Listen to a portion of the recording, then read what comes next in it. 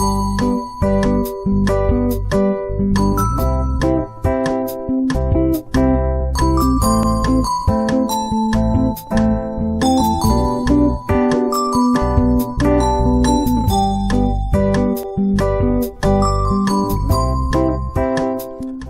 we're on another day out somewhere else that we've been meaning to come for a number of years, and it's a beautiful day and on other sides of spring as the daffodils are out. Look at that there, proper out. March around the corner, and all being well, we're going to have a bit of a aircraft theme to this vlog that's coming right now, well, all being well, very shortly. So we're at Conisbee and we're going into the Battle of Britain Memorial Flight Museum-y type thing. My understanding is this is open, but I don't think they're doing the tours until March, the guided tours. We'll soon find out. We've had a bit of chicken, haven't we? Chicken was nice. Security says don't bring any bags in, but it does say you're allowed to bring cameras in. What could possibly go wrong? Don't do what we did. So the car park is here, but we came down an entrance and we ended up walking down there, and that wasn't the way in. The actual way in is here. Ministry of Defence security notice, there you go, no bags. Let's wait for Sandra.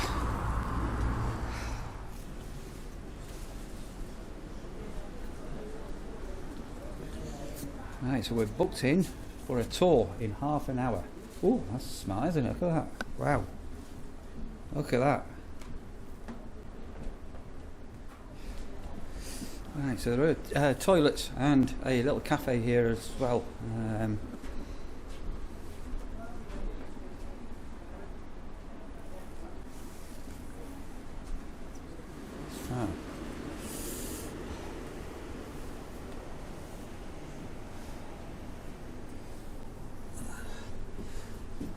The Lancaster, the most famous bomber. Anybody that's ever seen a Lancaster in real life. Do you remember the Lancaster at... Oh, where were we with the Spitfires? The beach? No, we were camping. What was the thing? Anyway, there was a fly pass. I've got a fantastic video of the Lancaster coming over, and it's flagged by the Spitfires.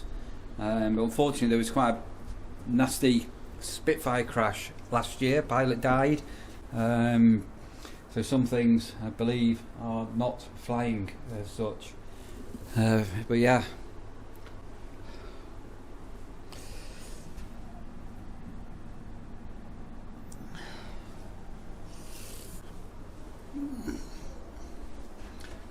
The Avro Lancaster bomber, look at that there.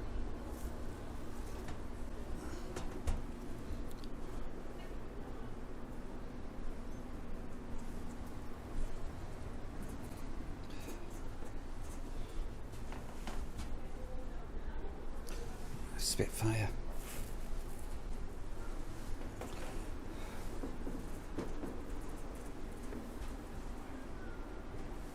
Now, do you know the story of the Spitfire? How the Spitfire came to be? Allegedly, there was a man. I'm no good on names, so this is my understanding. I think he was in Wales, and he was on a cliff. He was watching seagulls soaring, but sort of gliding, and all the rest of it. And he was watching it was a seagull soaring in the sky, watching how they came up and down. That inspired the Spitfire. I believe that is a true story. You can't remember who. It was Mr. Spitfire man. Yeah, there's a story. I read it in a book. So, Hawker Aircraft. So Hawker Sydney used to be over near where we used to live. So when I was in the Air Training Corps, we went to Hawker Sydney a few times. There's a propeller above our heads. These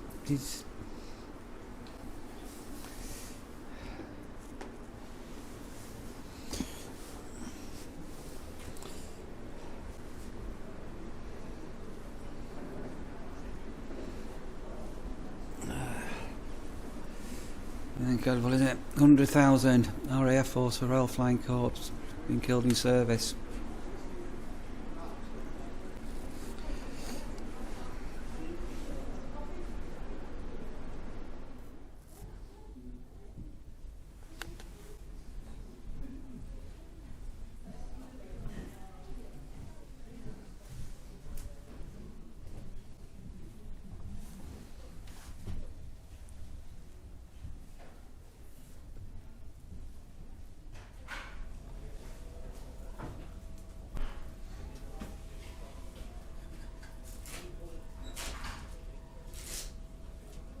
Jack Hawkins, and I was the operator flight in 57. Right? And so when the Heritage Flight was formed, we actually plucked 3 Spitfires from that temperature humidity flight, and we've still got 2. One is the blue one here, one engine, and there's another one, the silver one, okay, around. 3 of those, plus the Hurricane, which we'll see later on, 363. Okay, they formed the Heritage Flight, and within a couple of months it was called kind of the Battle of Britain Flight. This one's from Air Legends, and we're going to use this for pilot training, okay, before ours comes back. And we've got a couple of chipmunks in Ireland. A couple of chipmunks because these are what nice and 109s, and the pilot who was actually injured actually managed to crash land it. Right. And in fact, the pilot was back flying within 3 months. It took 18 months to repair the Spitfire to bring it back. Okay. So the only one flyer, and we can see here the format of it: the 4 guns, machine guns, which are, and we'll talk about them. In fact, is the machine gun right at the top, the light machine gun. All right. We'll discuss that in a minute. But there's 4 of those in each of the wings. Okay. Now, obviously, Spitfire itself makes it so beautiful when it's flying, combined with the old Merlin engine, which is also fitted to the Hurricane. And during the Battle of Britain, it's a Merlin 3, okay, 800,000 horsepower. But the main thing that the pilots, well, when I arrived here, we used to put the pilots onto the Hurricane at first. And then after 15 odd hours on the Hurricane, used to put them on the old Spitfire, this Mark II. Not anymore. It's too precious. Right. The main reason being, and we'll see it on there, is kind of a little undercarriage here. Right. It is very tricky. This Mark II Spitfire is very similar, as we said, to the old supermarket trolley with a wagon wheel. Like that, and never actually designed for aviation. Aviation actually picks machine guns, and then they're developed to actually adapt. This one here, as I mentioned, fitted to the Spitfire and the Hurricane, the M1919 is a World War I light machine gun. Okay. The Americans used it, and the rate of fire was about 700 to 800 rounds per minute. Now that was what you see there is the machine gun in its kind of almost naked state. If you see it on the Army, it's got coolants and everything else around it, right? Because obviously all these bullets coming through the barrel get red hot, we need to cool it down, right? But airborne wise, in an aircraft, all that is not necessary. So that's all stripped down, and what you have is in fact just this kind of breach in the barrel, which is very similar to what we've got here, right? And you can see in the Hurricane, right? It's just the breach in the barrel there. Okay, so it's just laid there, right, and then fed belt-wise in the actual breach over there. There's a cannon. Now the cannon came about with the Army, the American Army, using that, suddenly going, wait a minute, we've come across an object here that bullets are bouncing off, and it's called armoured plating. So they gave the task to Cotton Browning, saying, design a weapon that could actually penetrate armoured plating, and the .5 came. Right. Now this in fact now is a modern NATO weapon, .5s, and you see them all the time in kind of B-17s and all the rest of it. It's all .5s. We actually looked at it, would you believe, of installing them onto Spitfires and Hurricanes, but without them thinking outside the box, they realised that this was about 3 times heavier than that. The ammunition was also heavier than 303. Right? So the logic way of thinking was, what you want from a fighter is a nice powerful engine, a light kind of fuselage, and a jockey as a pilot. Belgian fighters and the Germans actually had cannons. And we came across that obviously in the Battle of France. Right, because the Messerschmitt 109 was actually armed with 1 machine gun in each wing, plus 2 machine guns just for cavalry. Okay, so that they knew about it. It came as a bit of a surprise in the Battle of France when you're fighting an aircraft with that kind of weaponry with machine guns. Okay. During the Battle of Britain, again, Messerschmitt 109 had that arrangement. We tried it on 19 Squadron of fitting cannons in, but the flexibility of the wing was such that it kept jamming.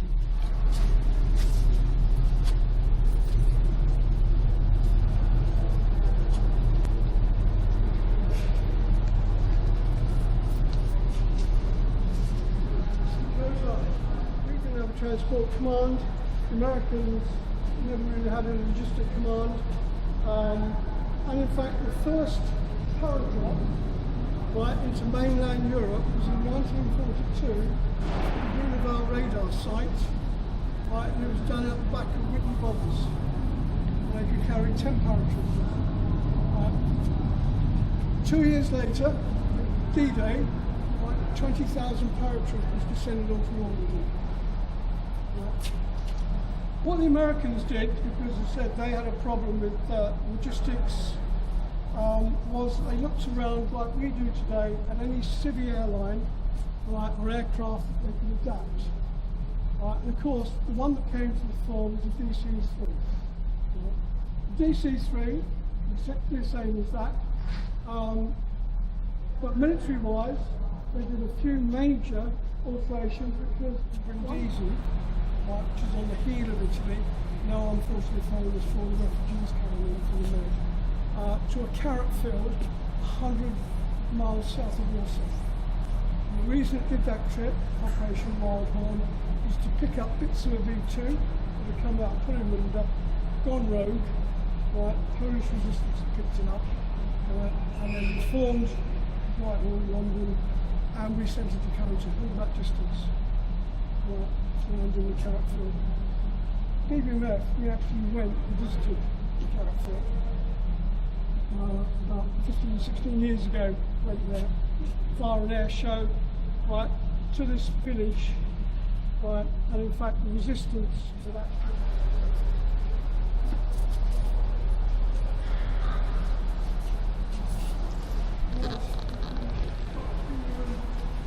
Mark 19 Spitfire. Right, the fastest one. Right, the Mark 19 Spitfire, as I mentioned, fastest one, 225 litres of built. Right, they were the last ones that the Air Force had, or close to the world. And photo reconnaissance was their main job. Right, no armament, their wings were full of fuel. On a normal Spitfire, like that one there, you only had 80 gallons, right? And with a Merlin taking 40 gallons an hour, you only had about 2 hours flying. You wanted more from a PR, right? You wanted to get it to Berlin and back. So, no armament, wing full of fuel, okay, and pressurised. So the aircraft can actually go up, right, to 40,000 feet, which it did. And the only aircraft that could actually catch the old Mark 19 was the German jet, the Messerschmitt 262. Right? And they normally sent 2 of those up, right, to act as the old sheepdogs idea.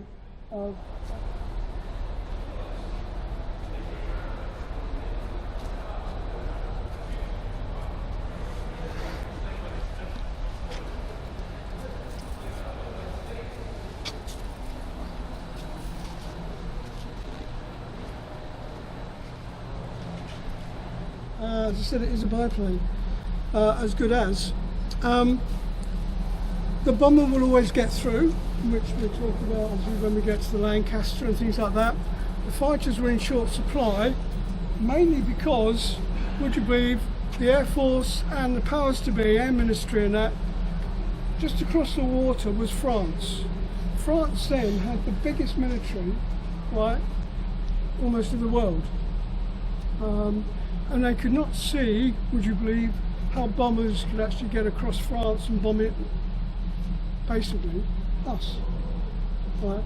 So it was put as a low contest, and it was just a couple of lads in Parliament and that decided to up the ante and say, look, we needed fighters, and eventually the fighter strength was actually pushed up to 600-700.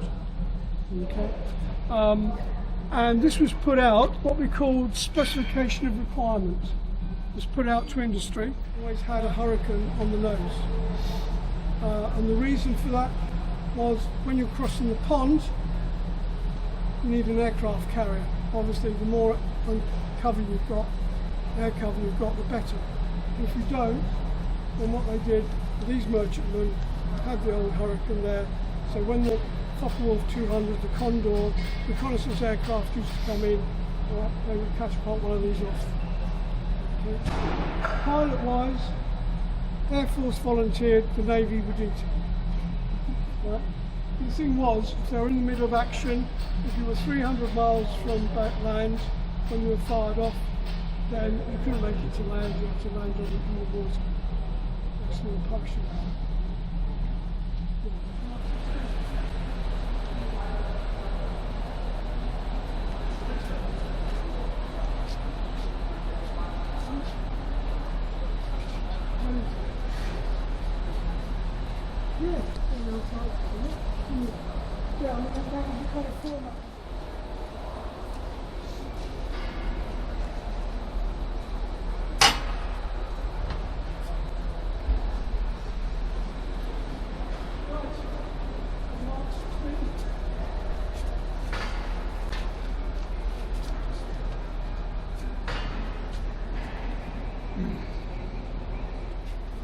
Modified Mark 9. The Mark 9 aircraft that we had, unfortunately, was actually brought about because of one of the best aircraft in World War II, which is in fact the Focke-Wulf 190. The Focke-Wulf 190, when it was introduced, it came across the Mark 5 Spitfire and literally tore it to pieces. Right, the Mark 9 had a superb, great big engine. The defence, the armament was superb. It was a light old aircraft and that. It was nice to fly, so they reckon, and the pilots liked it. Right. We obviously came across it. Unfortunately, the Germans, being that they are, they gave us a Focke-Wulf 190. The pilot mistook the River Severn from the Channel and landed in South Wales. Right. So we grabbed hold of it, we flew it, we gave it to Farnborough, Boscombe Down to analyse it, and from that came the Mark 9 Spitfire. And the Mark 9 Spitfire had twin turbos. That armament-wise had gone then to a cannon and a .5, and that actually combated the Focke-Wulf 190. And also it devised tactics for the Mark 5 against the 190, which was when you saw it turning around. But after the Mark 9, there were some modifications to do, and the Mark 16 came along. It took a while for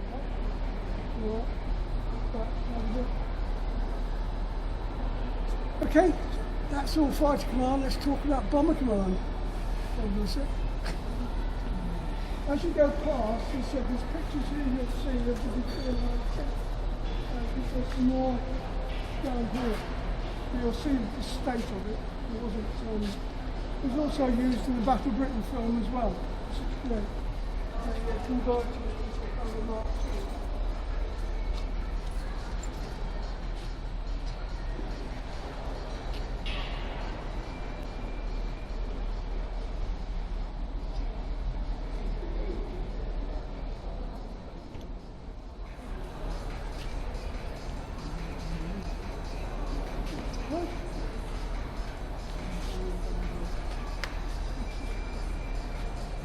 Yeah, okay. Right, one thing about the Air Force, as we mentioned, that was the saying the bomber will always get through.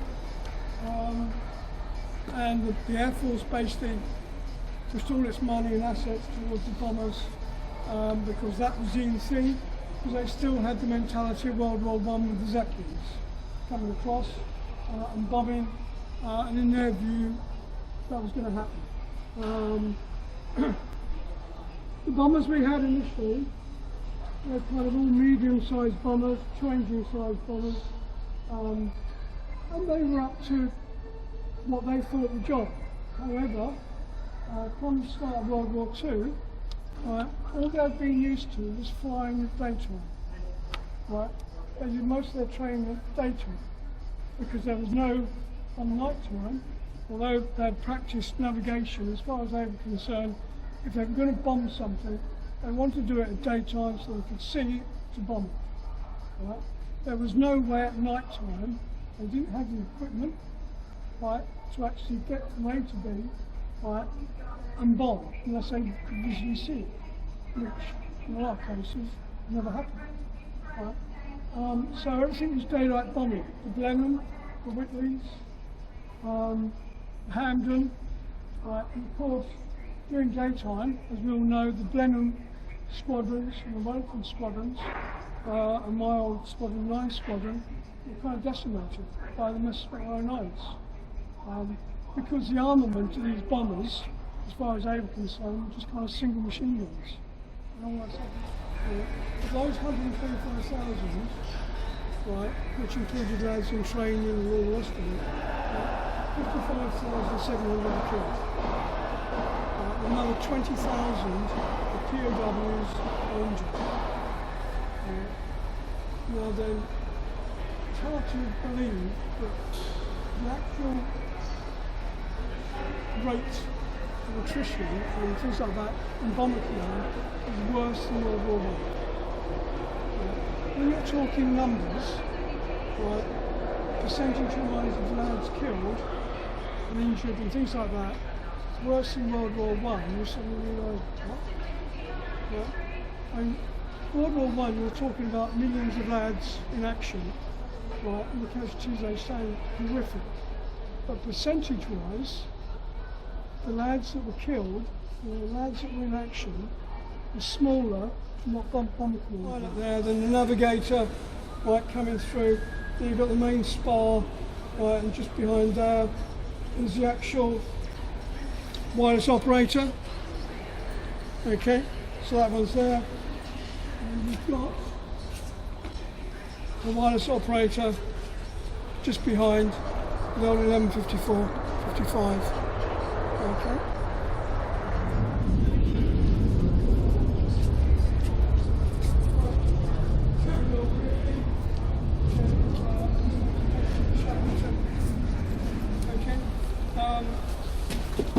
This is 37 litres in fact, fitted to the L19. This is the Merlin, the single, and there's a Merlin then in a case that was extracted from the ground in Holland. Belonged to the 101 Squadron Lancaster. Not in a state that we can repair, unfortunately.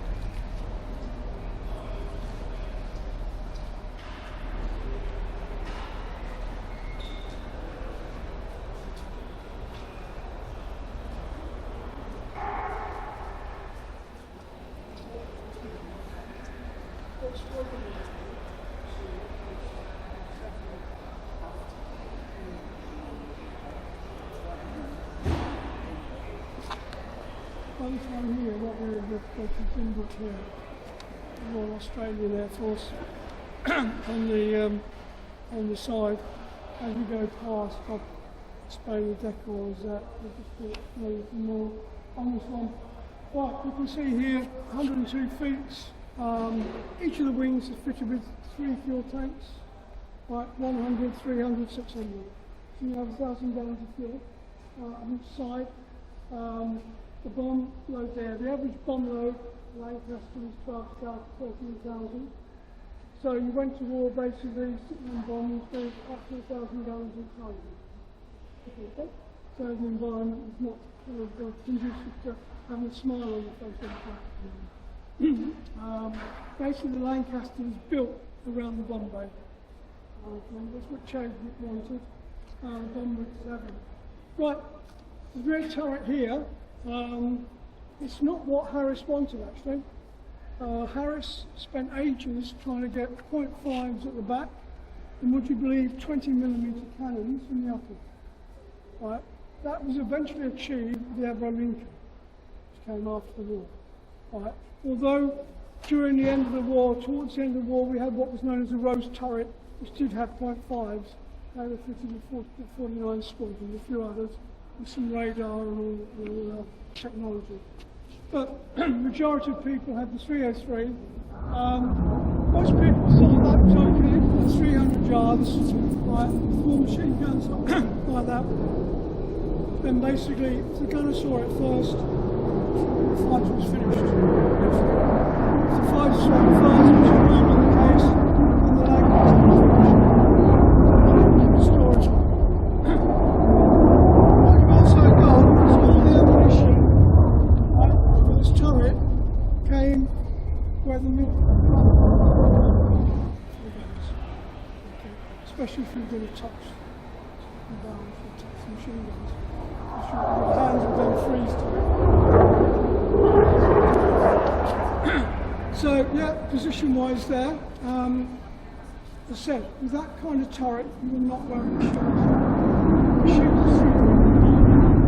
It was also driven hydraulically, right, by an inner engine. Right, so if you lost that inner engine, right, you lost the turret, no problem. You had, just around the side there, there's a little mechanical wheel. Right, you actually turn.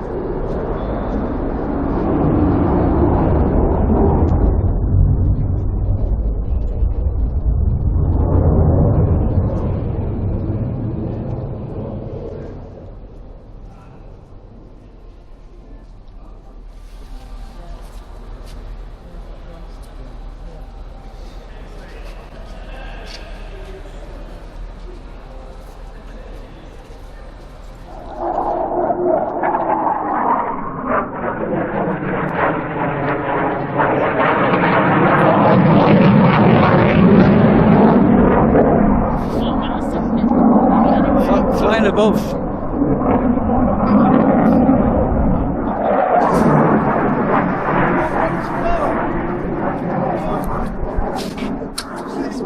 Famous for the demise of the turrets, through those hits.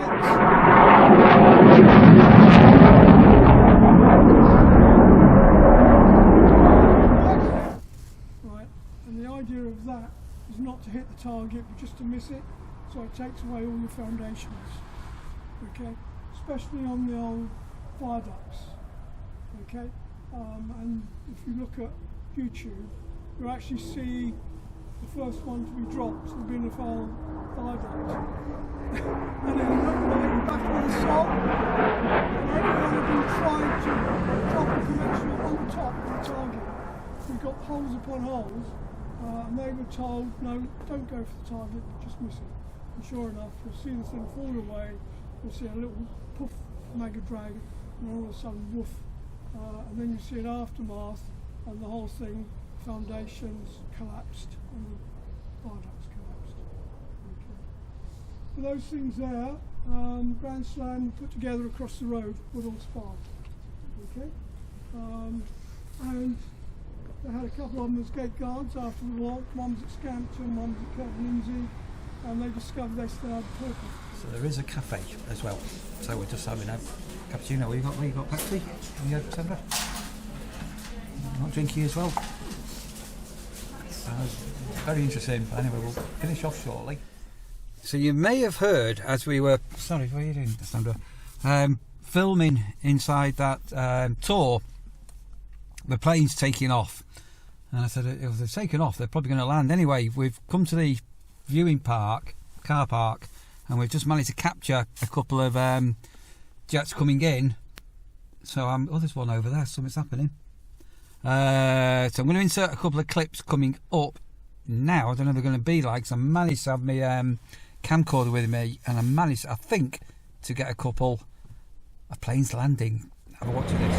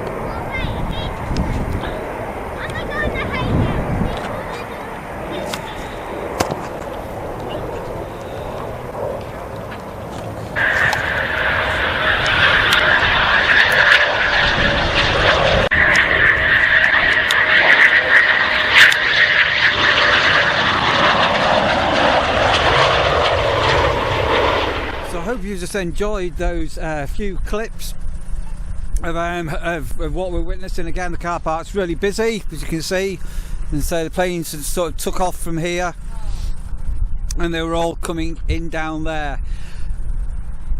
I'm now going to insert some other clips. So Sandra who mentioned it. So in days gone by, there used to be a big sort of camping and aviation rally and traction engines and fun fairs at a place called Woodvale near Southport. It was a massive, fantastic camping weekend we used to go on, and there was this one phase where we actually had our own section for Mazda bongos and Toyota Estimas and dandy trailer tents. And we actually witnessed a fly pass one year where we had the Lancaster coming flying over us, flanked by 2 Spitfires.